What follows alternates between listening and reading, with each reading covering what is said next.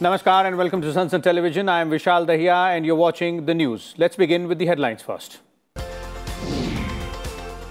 Yogi Adityanath sworn in as Uttar Pradesh Chief Minister for the second consecutive term. 52 ministers, including 2 Deputy Chief Ministers, also administered oath of office. External Affairs Minister S. Jaishankar meets Chinese Foreign Minister Wang Yi in New Delhi, says China's India policy can't be influenced by Pakistan. Lok Sabha approves Finance Bill. Finance Minister Nirmala Sitharaman asserts government did not take recourse to taxation to revive economy affected by COVID pandemic. Government introduces Delhi Municipal Corporation Amendment Bill in Lok Sabha to integrate the 3 municipal corporations. Congress, BSP and RSP calls it unconstitutional. And Calcutta High Court orders Cbi Inquiry into Birbhum violence case, calls for report by 7th April. Probe team of the agency inspects site to collect evidence.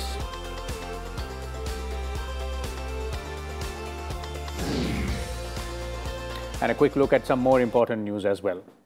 President Ramnath Kovind awards President's Colour to INS Valsura in Gujarat. No confidence motion against Pakistan's Prime Minister Imran Khan to be taken up on 28th of March.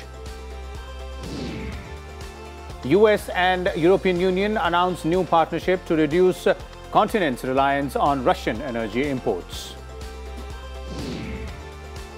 Government considering a one nation, one voter list and online voting system to check bogus voting, says Law Minister Kiran Rijiju in Lok Sabha. Former MLAs in Punjab to get pension only for 1 term, says Chief Minister Bhagwant Mann. Gujarat ranks first in Niti Aayog's Export Preparedness Index 2021. Maharashtra and Karnataka at 2nd and 3rd places. Bihar government to provide free treatment up to 5 lakh rupees to all ration card holders. And 12,84,000 new members join Social Security Scheme of Employees State Insurance Corporation. Supreme Court turns down petition seeking direction to centre for CAG audit on PM CARES Fund. And 15th edition of Indian Premier League Tata IPL 2022 to begin tomorrow.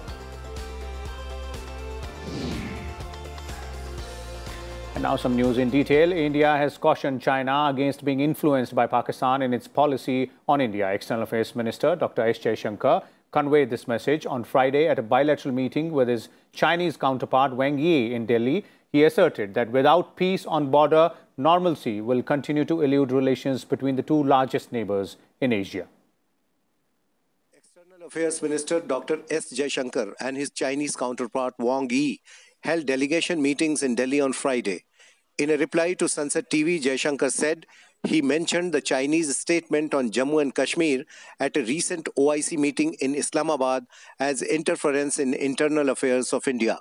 Akhileshji, your question, did the issue of what Minister Wang Yi said at the OIC conference come up? Yes, it did. I referred to it. I explained to him why we found that statement objectionable. So it was subject discussed at some length. We hoped that China would follow an independent policy in respect of India and not allow its policies to be influenced by other countries and other relationships. The unannounced visit of Chinese Foreign Minister to India was an attempt to iron out bilateral relations. Jaishankar said there is still need to establish predictability and peace on the border. Essentially, our discussion today was to how to take this forward. Now, so the answer in that sense is, if you ask me, is our relationship normal today? My answer to you is no, it is not. And it cannot be normal if the situation in the border areas is abnormal. And surely the presence of a large number of troops there in contravention of agreements is abnormality. Both sides also discussed the situation in Afghanistan and Ukraine. Jaishankar said Beijing's restrictions were hampering studies of Indian students in China. Wang Yi assured that he would look into the matter. Akhilesh Suman's report for Sansad TV. The Calcutta High Court on Friday ordered a CBI inquiry into the Birbhum violence case. It has asked the special investigation team set up by the Bengal government to hand over its investigation and arrest to the CBI. The court said that the circumstances of the case call for the investigation to be handed over to the CBI in the interest of instilling confidence in the society. It directed the CBI to file a report by 7th of April. The court had taken suo motu cognizance of the incident on 22nd March. It also heard petitions seeking a CBI or NIA probe into the incident. Opposition parties welcomed the decision to hand over the Birbhum violence case to CBI. The Trinamool Congress said the government will fully abide by the court's decision and cooperate with the CBI. यही उम्मीद थी सबको और सबको सामान्य लोग से लेके सारे पार्टी मीडिया का भी ये डिमांड था कि सीबीआई इंक्वायरी हो, क्योंकि बंगाल की जो सरकार है ममता सरकार, इनकी जो कैपेसिटी सबको मालूम है. We have taken all necessary steps needed regarding the investigation, and now we have seen the CBI order. We will cooperate with the investigation of CBI and we will not oppose the order of CBI. After the High Court order, the CBI began its investigations into the Birbhum violence case. The forensics teams of the agency reached the Bogatoi village and collected evidence from burnt and damaged houses. 8 people, including 2 children, were burnt to death after their houses were allegedly set ablaze in Bogatoi village near Rampurhat town of Birbhum district in the early hours of Tuesday. Let's now take a look at some news from the Parliament.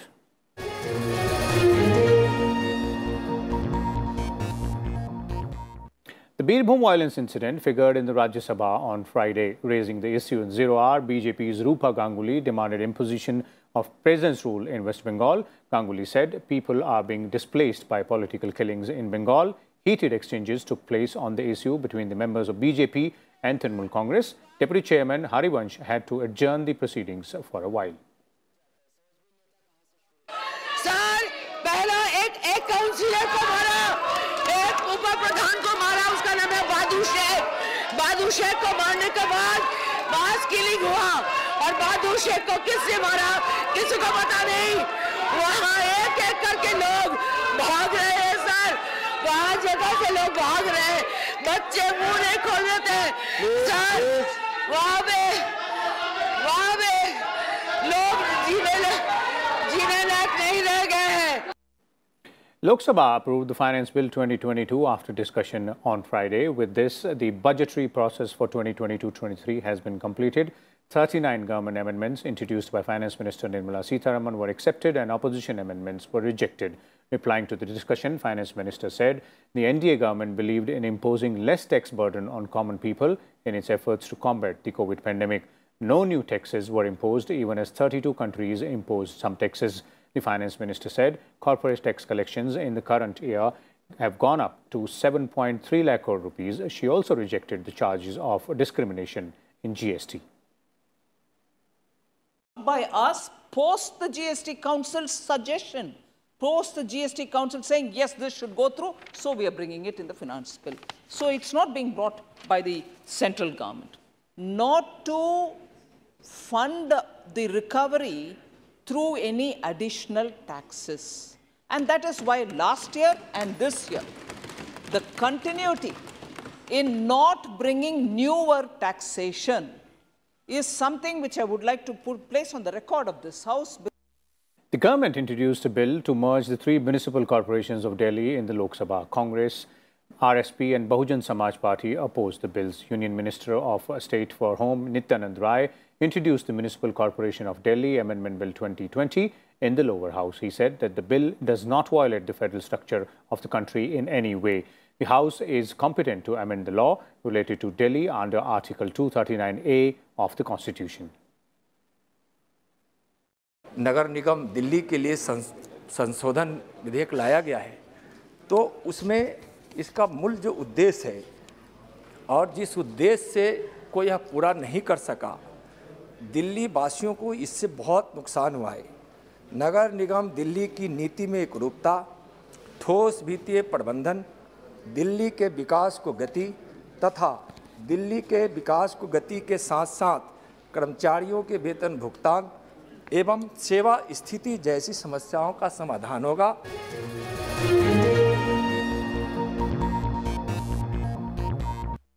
Now, some more news. Yogi Adityanath took oath as Chief Minister of Uttar Pradesh on Friday. Governor Anandiben Patel administered the oath of office and secrecy. The swearing-in took place at Atal Bihari Vajpayee Ekana Stadium in Lucknow. Prime Minister Modi, Home Minister Amit Shah, BJP President JP Nadda, Defence Minister Rajnath Singh and Chief Ministers of 12 BJP-ruled states and many union ministers were also present at the oath-taking ceremony. Adityanath is the first Chief Minister to be re-elected in the state after a full 5-year term.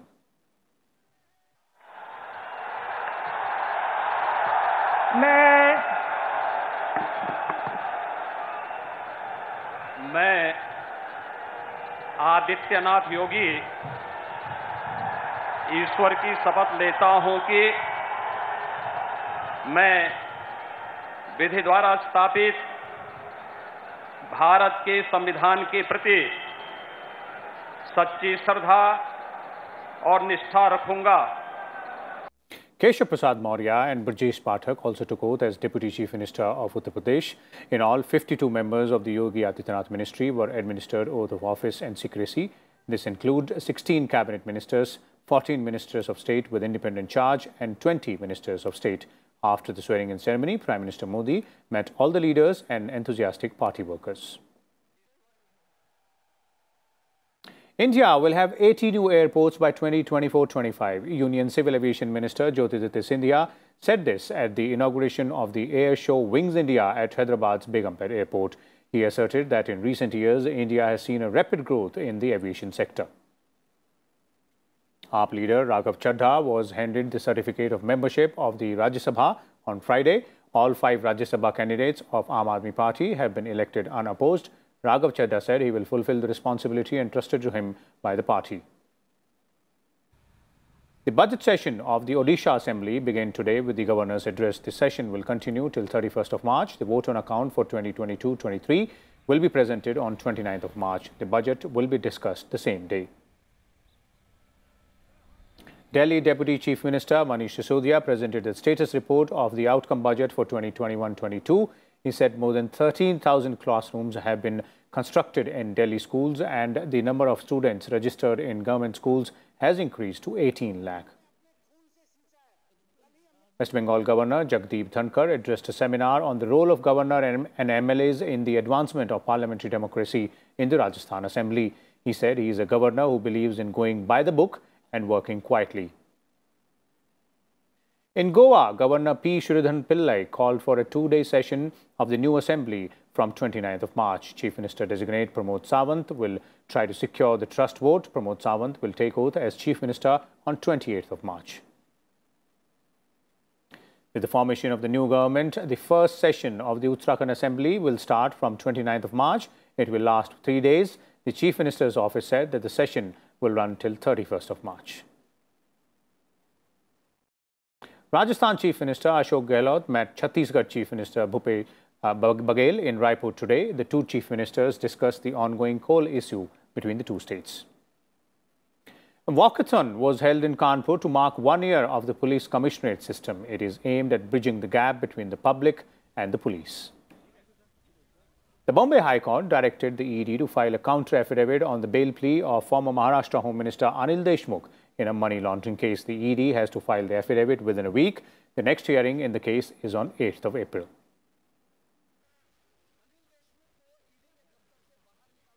And now on to some news from business and economy sector.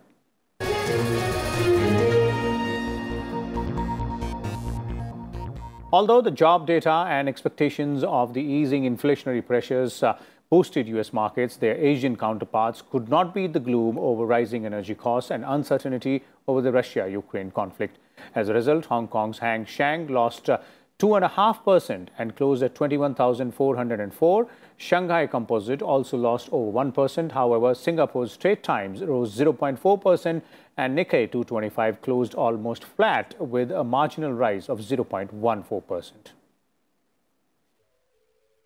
The mood at the Indian stock exchange was no different. According to experts, for past few months, equity markets have been impacted by geopolitical risks around Ukraine-Russia conflict, higher oil prices, rise in commodity prices, higher inflation and rate hike by US Fed as well. As a result, FPIs are likely booking profits on the back of this risk of sentiment, since India has outperformed its counterparts over last year, hence is bearing the brunt of profit booking from the FPIs as well. No wonder on Friday too, the markets fell. Sensex was down 233 points or 0.41% at 57,362. Nifty 50 also fell for the third consecutive day and closed below its 50-day moving average at 17,153, which is down by 70 points. Time now for a short break, but on the other side, North Korea's Kim Jong-un adds a Hollywood touch to his missile launch.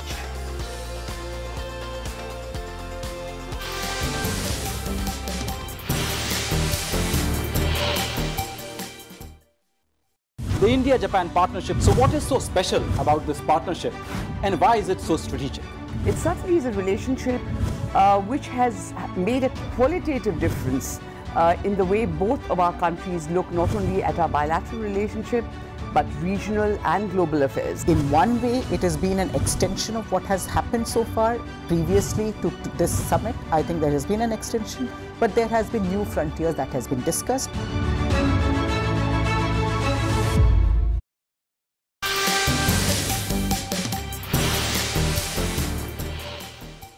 Welcome back. Let's now take a look at some news from Russia-Ukraine conflict.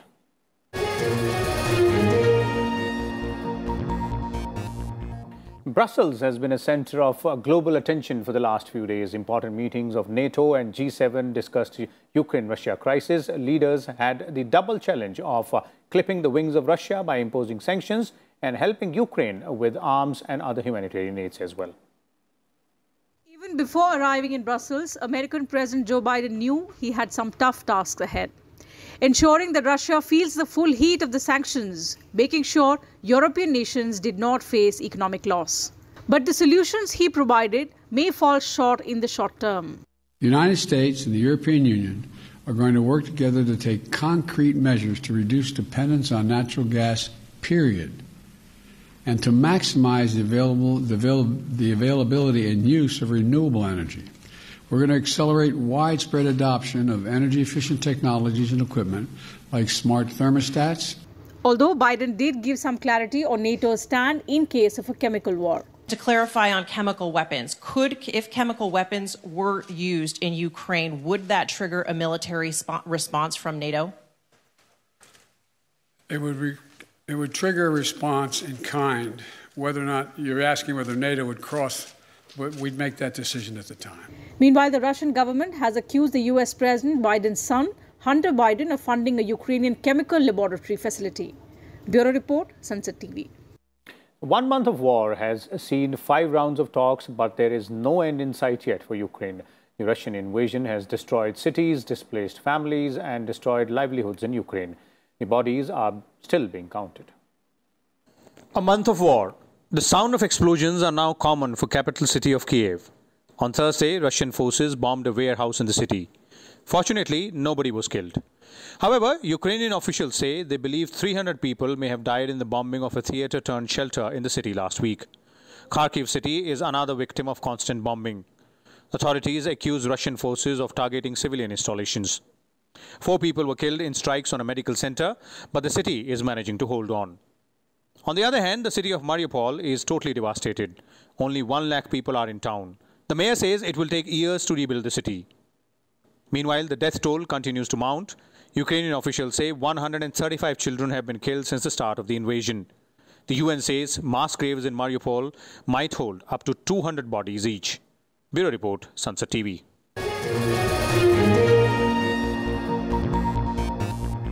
And time now for some more news from across the world.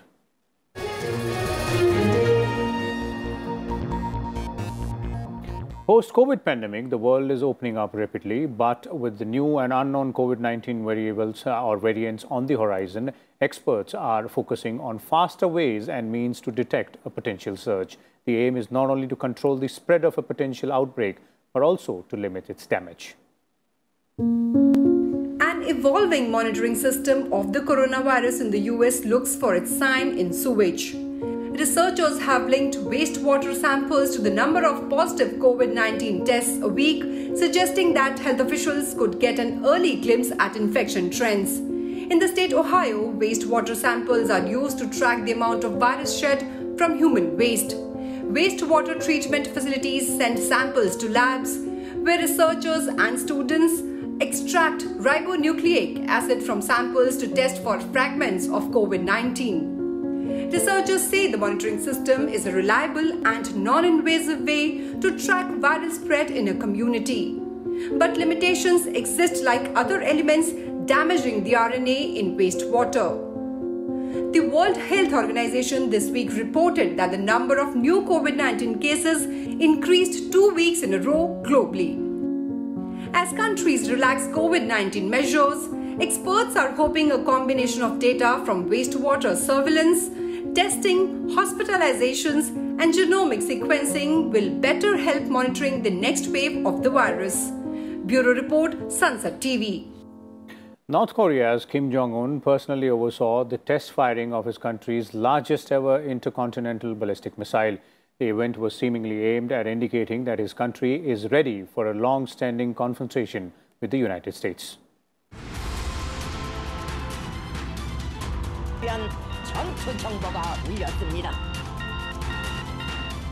North Korean television broadcast the country's latest massive missile test in a dramatic video presentation with feature film style editing.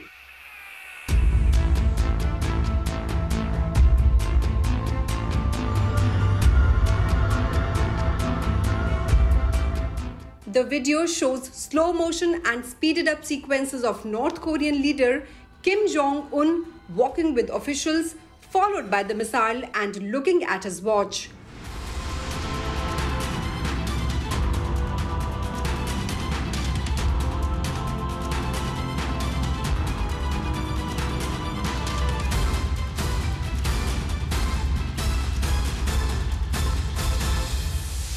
The footage was broadcast on Friday afternoon, a day after the event, which is usual in North Korea, where state media often reports important news of the day after it has happened.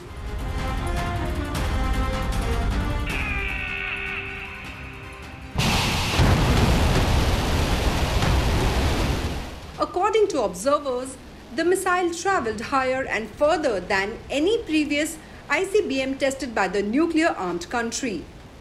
That includes the one designed to strike anywhere on the US mainland. Bureau Report, Sansad TV.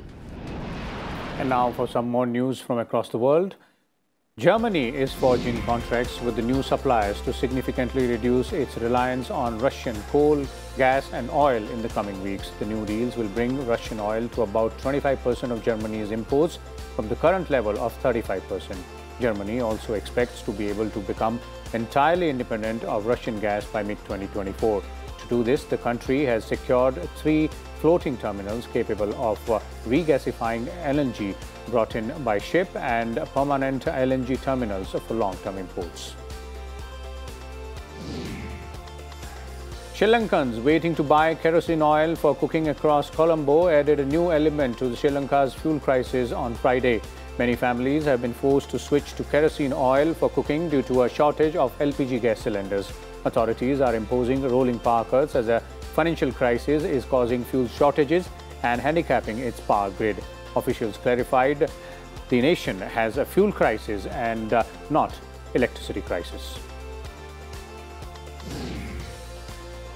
Hundreds of school students held protests in Sydney calling for greater government action on climate change.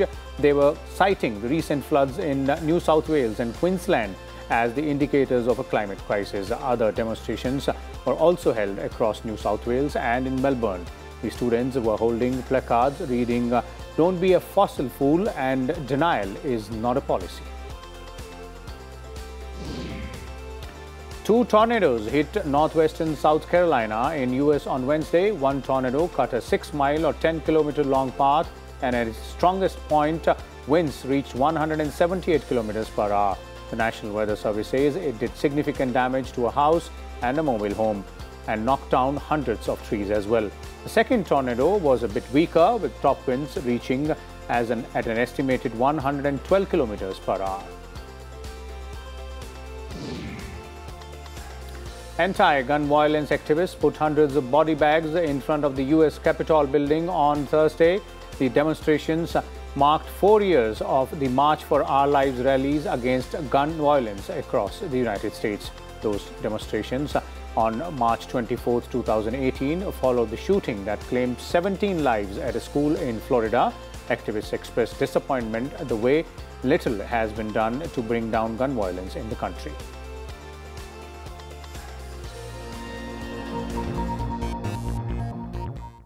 And now on to the world of sports.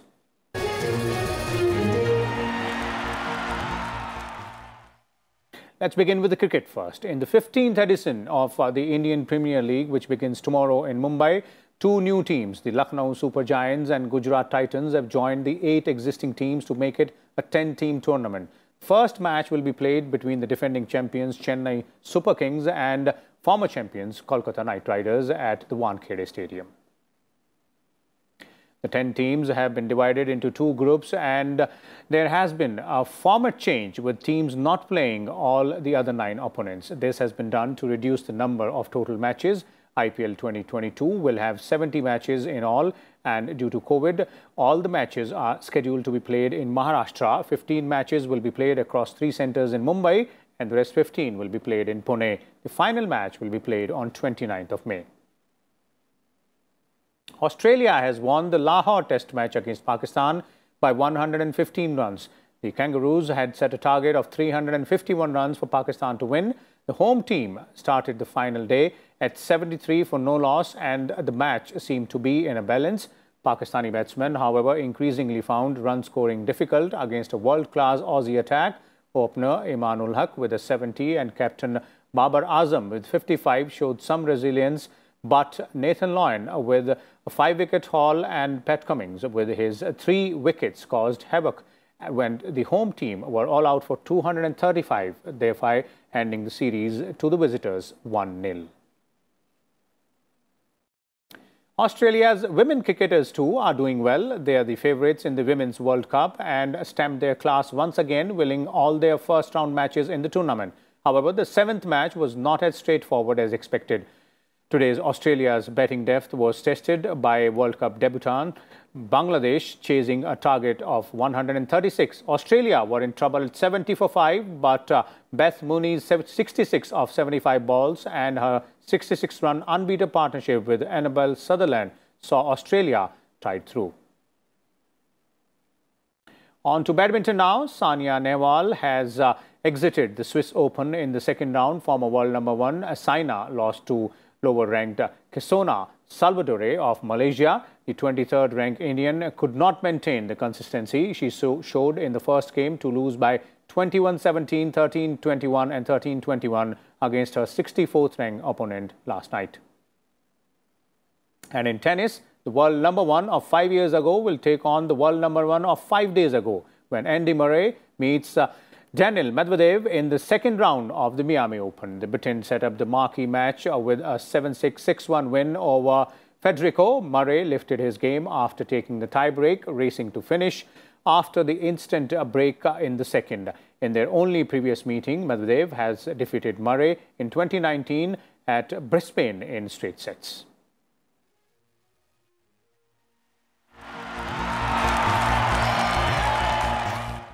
And before we bring this bulletin to an end, let's listen into headlines once again. Yogi Adityanath sworn in as Uttar Pradesh Chief Minister for the second time. 52 ministers, including 2 Deputy Chief Ministers, also administered oath of office. External Affairs Minister S. Jaishankar meets Chinese Foreign Minister Wang Yi in New Delhi, says China's India policy cannot be influenced by Pakistan. Lok Sabha approves finance bill. Finance Minister Nirmala Sitharaman asserts government did not take recourse to taxation to revive economy affected by COVID pandemic. Government introduces Delhi Municipal Corporation Amendment Bill in Lok Sabha to integrate the 3 municipal corporations. Congress, BSP and RSP calls it unconstitutional. And Calcutta High Court orders CBI inquiry into Birbhum violence case. Calls for report by 7th of April. Probe team of the agency inspects site to collect evidence. And that's all in today's The News. We'll come back again tomorrow. Till then, keep watching Sansad Television. Thank you.